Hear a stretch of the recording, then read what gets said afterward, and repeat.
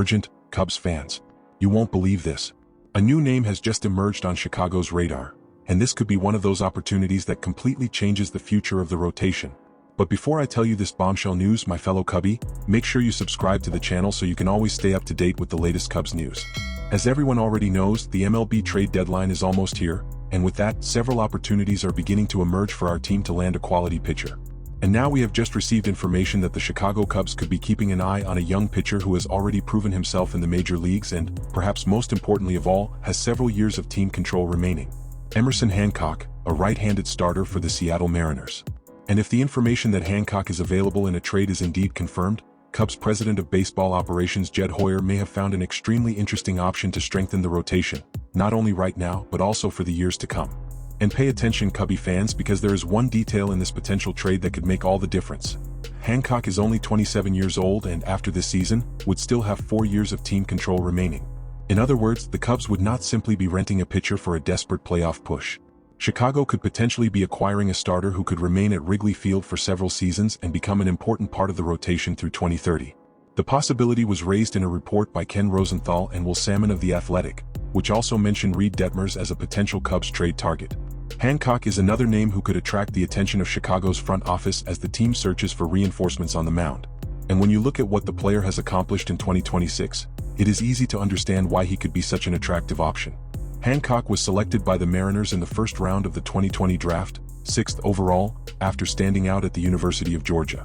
3 years later, he reached the major leagues and began gaining experience as a starter, making occasional starts in the rotation over the past few seasons.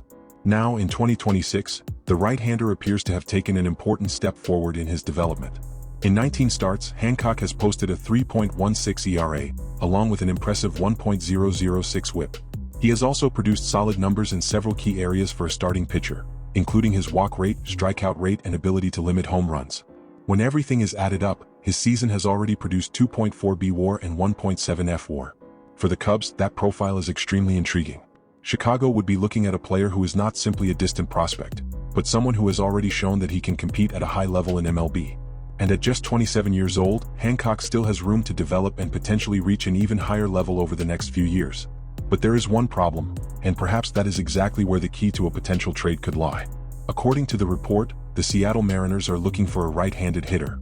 And that immediately raises speculation about which players the Cubs could potentially put on the table. One name that would naturally come up in that conversation is Matt Shaw.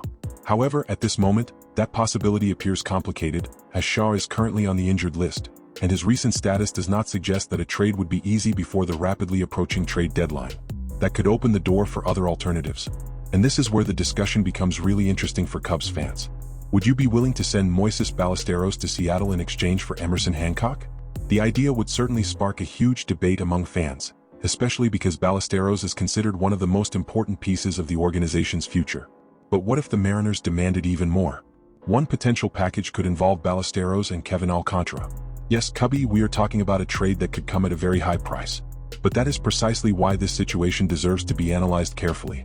You would be giving up talented players who could help the Cubs for many years in exchange for a pitcher who, right now, is already performing at the level of a quality starting pitcher and still has 4 years of team control remaining after this season. Seattle's situation could also have a major impact on the trade market. After reaching the ALCS last season and coming just one victory away from winning the first World Series championship in franchise history, the Mariners now find themselves in a much more complicated situation. With several players having disappointing seasons, there is a possibility that the team may not return to the playoffs. If that happens, Seattle could begin seriously thinking about 2027 and beyond. And in that scenario, players like Hancock could become valuable trade assets. For the Cubs, then, the question is unavoidable. Is it worth paying a high price for a 27-year-old starter who is having an extremely promising 2026 season and is under team control through 2030? Because if Chicago truly believes it can compete now and in the years ahead, Emerson Hancock could represent exactly the type of move that strengthens the rotation without sacrificing the immediate future.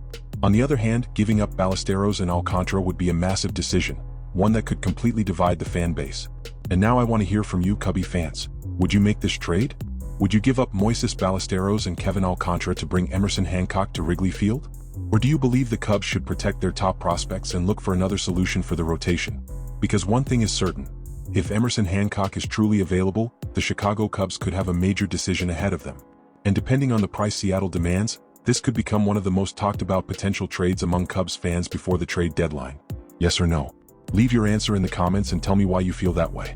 I love hearing what Cubs fans think. And if you want to stay one step ahead of the biggest Cubs news, make sure you subscribe to the channel.